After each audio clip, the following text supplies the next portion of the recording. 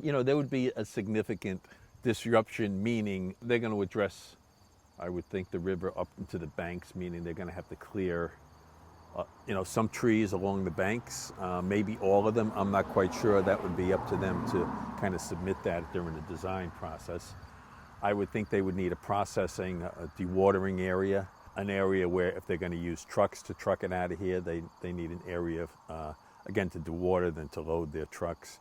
If they're able to use the rail, which is right on the other side of the property, even that would take some additional room.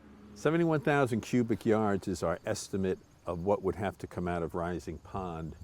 I'm not sure, obviously from the dam back, I'm not sure how far back that would include. GE could also choose to just take out enough sediment so they get the concentrations down to 1 part per million.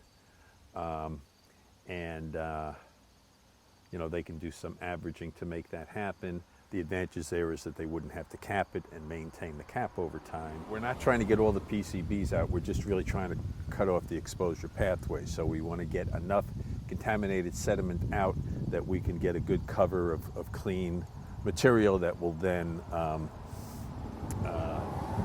allow the river, the creatures in the sediment and so on to prosper, and that it cuts off the PCBs from the food chain.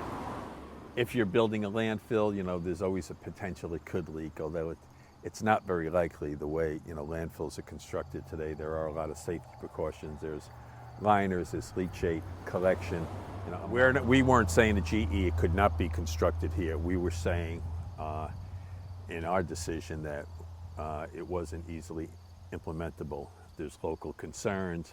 There are state regulations that would impede the placement of a landfill here, or more so with the other locations that they're proposing. But even here, there's landfill siting regulations that I don't think the state would permit a landfill here.